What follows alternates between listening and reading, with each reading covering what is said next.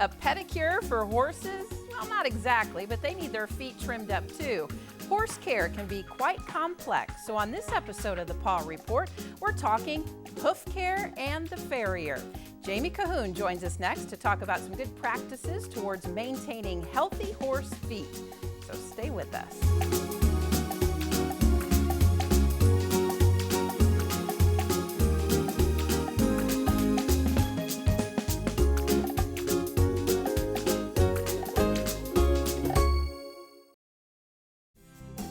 Production of the Paw Report is brought to you by Dave's Decorating Center is a proud supporter of the Paw Report on WEIU. Dave's Decorating Center features the Mohawk Smart Strand Silk Forever Clean Carpet. Dave's Decorating Center, authorized Mohawk Color Center in Charleston. Okaw Vet Clinic in Tuscola and Dr. Sally Foote remind you to properly take care of your pets and are happy to help support the Paw Report on WEIU. Okaw Vet Clinic located at 140 West Sale Street in downtown Tuscola. More information available at okawvetclinic.com. Thanks for joining us for this episode of the Paw Report, and we have an exciting episode for you today. I am joined by Jamey Cohoon. He's a local farrier, and we're going to talk all things Farrier, of course, and horses, and then a little bit later in the episode we're going to give you some really cool demonstrations on what Jamey actually does when he visits a farm or a barn or some horses. So thank you so much for joining us. This is exciting. I have to say that I don't have horses, so when I was doing some research on this I really learned a lot, and I'm hoping that our viewers will too. So thank you for joining us. Thanks for today. having me.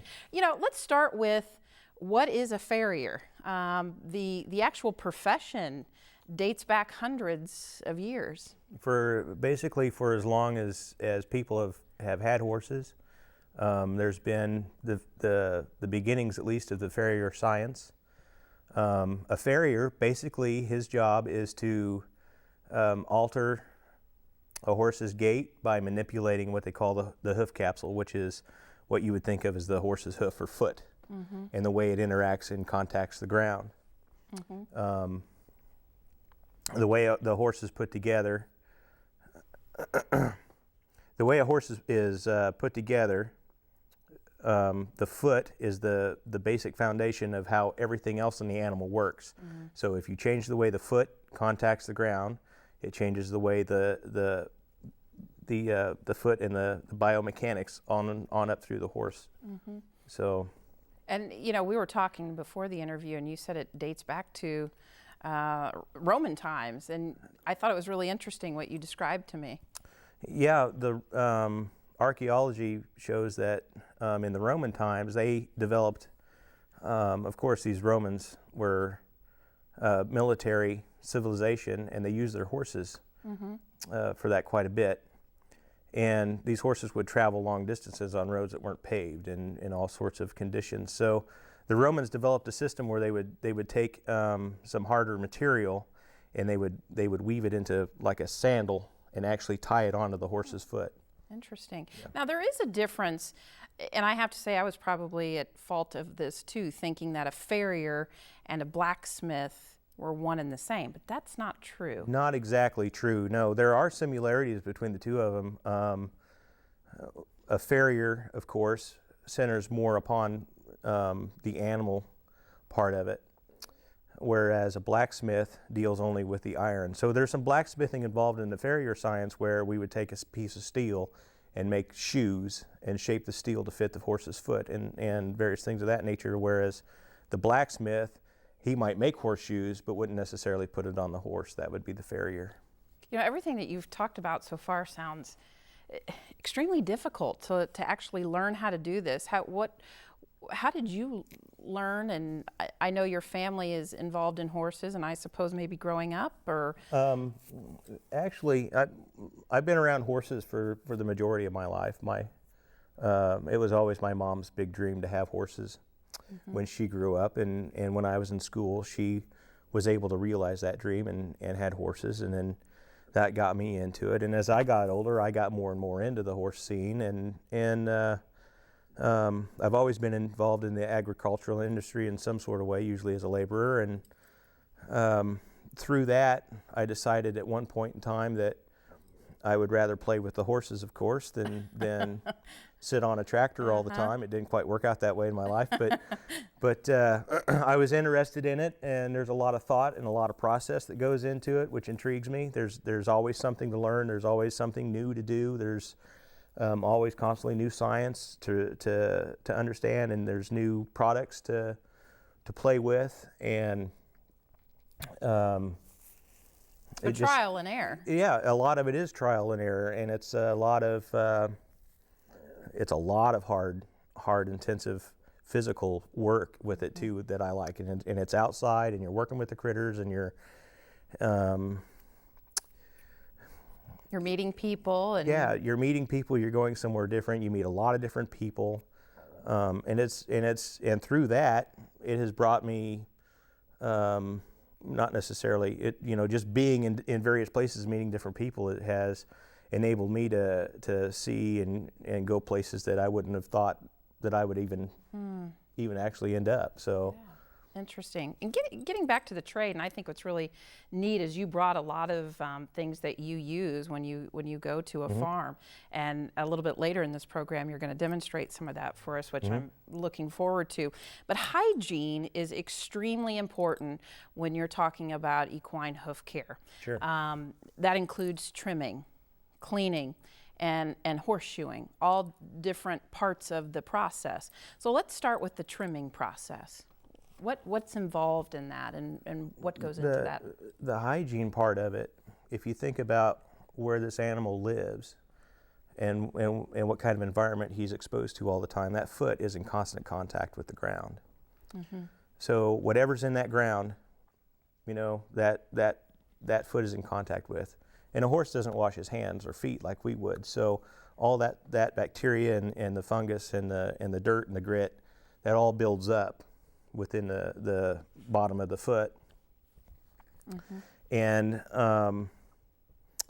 it's just like people. The cleaner that you keep that environment, the best you can, the better off you are of not getting infections or causing an abscess or any of the other thrush, which is a bacteria that lives in the ground, can infect the hoof, or all that various stuff that, the cleaner it is, the less likely you're going to contract that kind of a problem. When you clean the feet, you cut off several things. The excess hoof walls, the dead sole, and something called the dead frog, which I thought was really interesting. Take me through that process. Well, when you pick up a horse's foot is basically designed that his whole leg is basically designed like your leg. You have the same amount of joints, same amount of bones that he has in his leg in his front leg that you would have in his arm. They're just arranged differently. So a horse basically walks on what is a coffin bone, which would be this joint on us, and it stands on the ground like this. He doesn't have these digits, just that one. So this is a coffin bone, and there's a digit in each one of those. And around that coffin bone grows what they call the hoof capsule, which is comprised of the hoof wall, which is like a horny, hard material, which is basically the same thing as your fingernail. And that supports the entire animal. Holding that hoof wall on, there's a tissue underneath called the laminae that interlock together and hold that to the bone. And then there's some other, there's a bursa, or a blood-filled sac under there that helps absorb concussion. And then underneath of that, on the sole, which is the underneath part of the foot, there's what's called the frog, and it's just a little piece of flexible triangular shaped tissue, and that helps that blood sac in there, that cushion sac that's up underneath of there. What it does is it allows that whole hoof capsule to expand when it contacts the ground to absorb that concussion. When you go in there, the horse's foot is very vascular, so there's a lot of blood in there.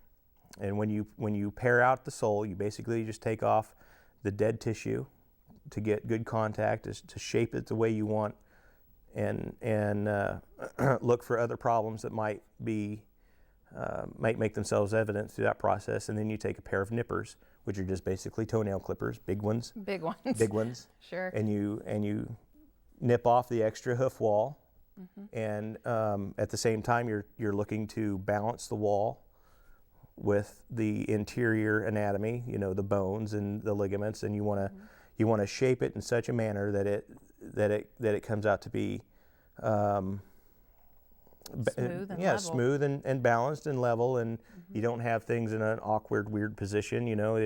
You can trim their hoof wall, and it's like standing them up on high heels, or you can cut the heel off too much, and they'd be standing up on their toes. Or you try to get a good, solid medium in there so that they're nice and balanced when you're done.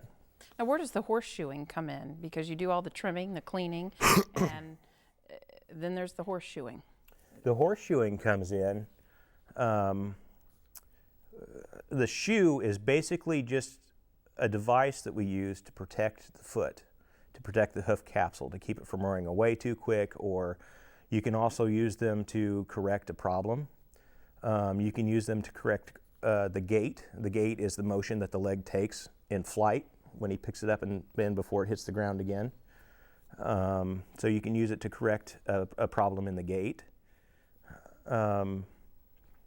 And there's a lot of various reasons. There's as many different shoes to fix these problems as there are people probably shoeing. There's a lot of methods. There's a lot of, like I said, it's a science, and there's a lot of science involved in it. All the time there's new research into how this animal as a whole works, especially in the farrier sciences. So the shoe would basically be for protection of the foot for a horse that is just used a lot, or to correct a deformity in the gait. And it's, as you said, it is very complex. It depends horse to horse, and I guess it would depend on activity, environment. I wouldn't shoe a racing thoroughbred the same way that I would shoe a horse that's roping in a rodeo, or somebody that's trail riding a horse. I wouldn't necessarily shoe as a horse that would be pulling a heavy cart or a heavy wagon. So a lot of this depends on what the horse is going to do, what his job is, how much work he's going to do, where he's going to be doing this kind of work. If you're trail riding in a big rocky area, you want to put shoes, and then you want to put pads, and you want to make sure you got as much protection from the rocks as you can, or you're going to end up with a horse with a sore foot. Whereas you got a horse that's working hard and pulling heavy wagons and or skidding logs in the woods. Good hard heavy work. You want to make sure that they have enough traction to utilize their power to get that job done. You want to make sure that they are shod balanced so they're not pulling ligaments, or they're not injuring themselves, and from just the sheer effort.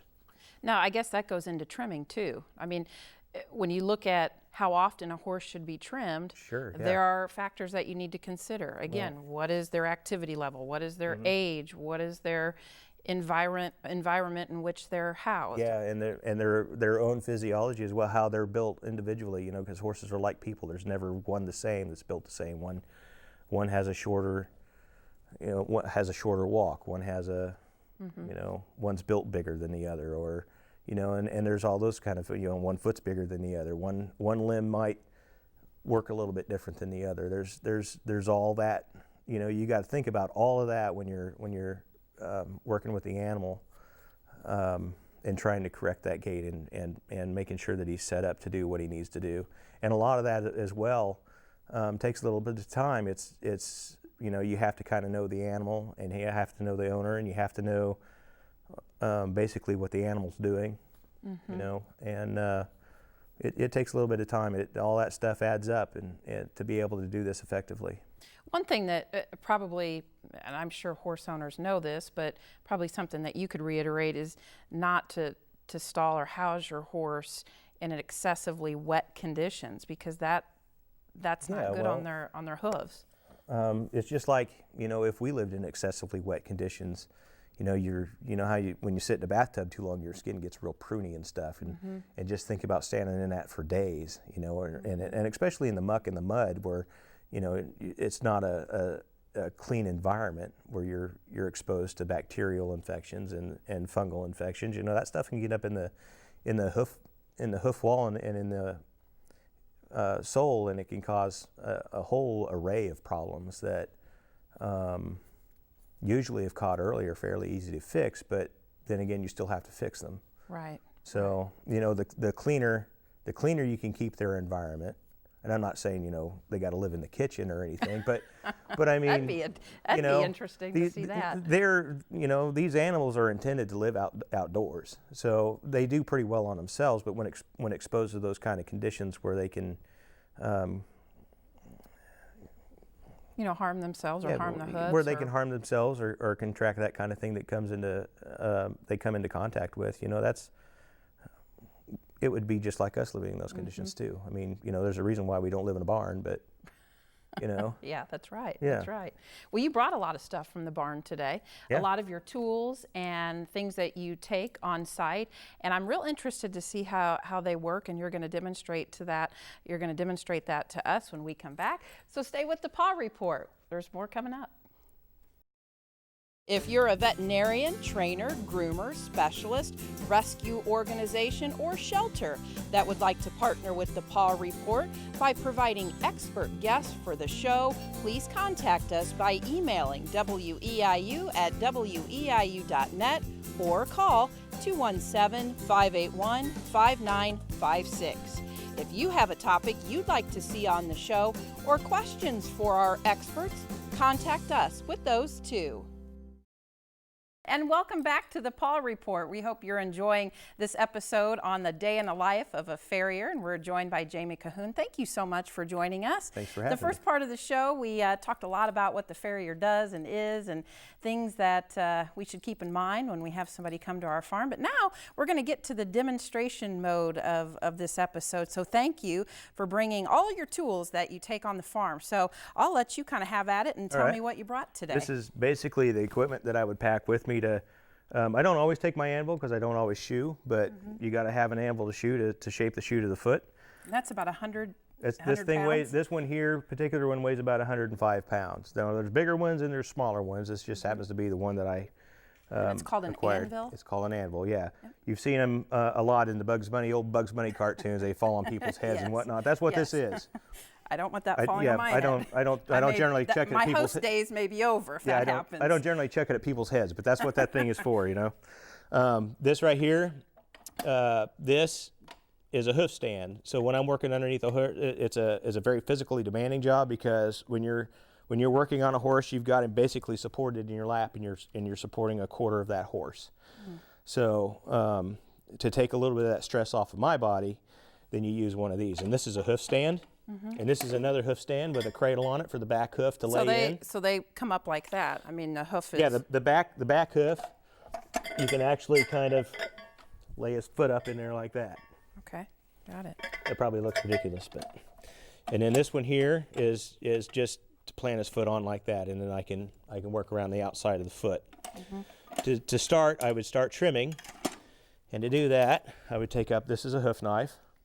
It's shaped so that it has a curve cut to it, and that's to cut and shave the inside of the hoof wall. And that hook is to shave. We talked about the frog earlier. That's to help shape the frog. I can also use the blunt end to pick the dirt and the gunk out from around the frog and in the sulcus and out of the... When you're doing that, do the horse, do they get kind of jumpy? Well, it depends. I think if somebody's digging around on my foot, I'm going to be kind of... They don't necessarily have any feeling in there. That's all hard tissue, but they do get antsy on occasion. They don't, you know, you get a horse that doesn't know a whole lot or hasn't had a lot of training, then they want to jump around and move around, and it makes it a little bit more difficult. But so once that's kind of the first step. That's the first step. Is you clean everything up, and then you trim out the sole so you can see what you're doing. Sure. You know, you trim it down so you can get a good line on a white line and kind of judge where you're going to trim and where you're not going to trim. The next step would be these. And these, like I said before, the hoof wall is basically made out of fingernail, the same material that a fingernail is made out of. And these are basically a big toenail clipper. They're called nippers. And I just run them around. I'd have that horse foot, and I just run them around and trim it off as level and as easy and as I needed it to. And then the good old nail file, or a wraps, is what we call it. Yeah, this is, I've raked my knuckles off with the darn thing. They're pretty aggressive. You wouldn't want to use it on your fingernails. But this is basically, I would shape the bottom of the foot, and then this is to get it level, get all the high spots and the low spots rounded out of it. And then if I'm just trimming a horse, I can round the outside of the hoof wall to keep it from breaking off. But I'd make it flat. And then if I'm shoeing a horse, of course, I'd have to pick a shoe, whether I'm going to put on a. I noticed you brought plastic shoes versus metal shoes. Yeah. What is the difference? Why would you do one over the other? The plastic shoes are kind of a newer thing. They've been around for a little while, but you know the old traditional horseshoes. This is off of a draft horse. They're all different sizes too. Yeah, they're all different sizes. These are all for different things. But this is off of a draft horse. Probably I would say a halflinger if I had to. I don't remember. I've had that shoe for a long time, but you know the difference is what the horse is going to be doing, the kind of environment they're going to be working in. You know what they're going to be exposed to. It would be the difference of what shoe you put on them. You know whether I don't have any therapeutic shoes with me necessarily.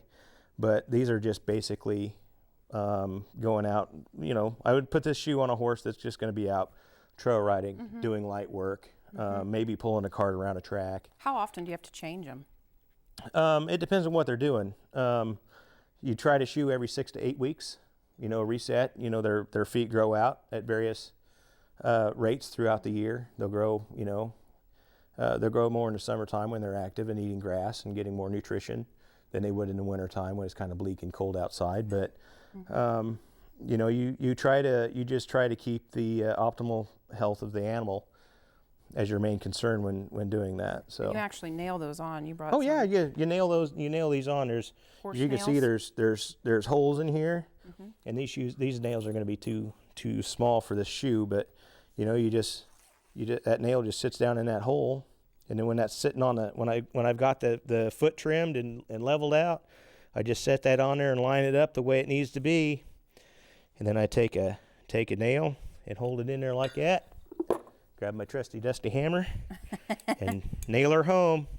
And then that nail actually fits down in the nail. It fits down in there, and it'll work down through the hoof, and it'll actually come out and pop out the side. So when you turn the you know the foot is down like this nail will actually hang out the side of the hoof wall, and then you can take it and ring it off with your hammer, and then set something. I usually use this. You set something underneath of it, and beat the bottom of the shoe, and that bends that nail over and gives it a place to hold on to on the hoof wall. And then I have a pair of clinchers, and you just use those to go around there, and that goes underneath like this. The clincher. The clincher. That sounds dangerous. And that reaches up there, and what that does is that drags the edge of that nail, drags it down and sets it inside the hoof wall to hold that. That's what holds that shoe on there.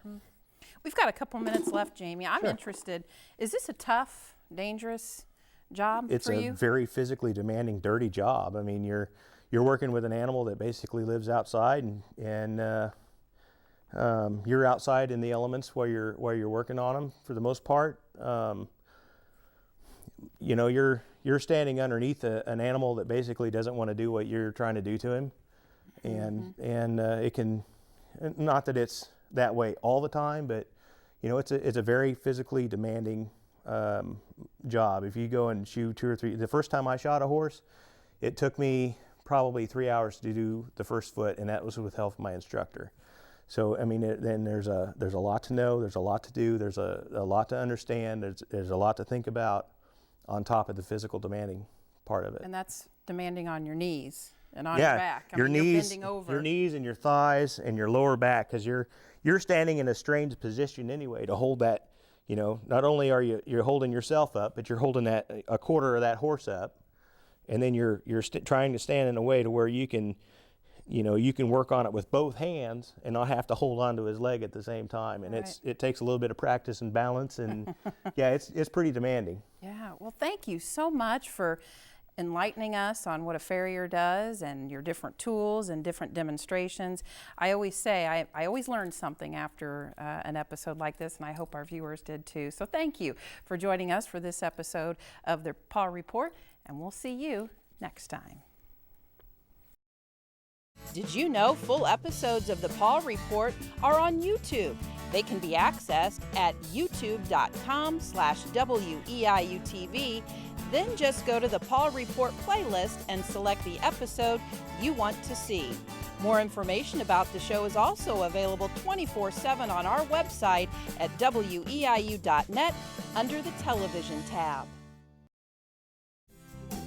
Production of the Paw Report is brought to you by Okaw Vet Clinic in Tuscola and Dr. Sally Foote remind you to properly take care of your pets and are happy to help support the Paw Report on WEIU. Okaw Vet Clinic located at 140 West Sales Street in downtown Tuscola. More information available at okawvetclinic.com.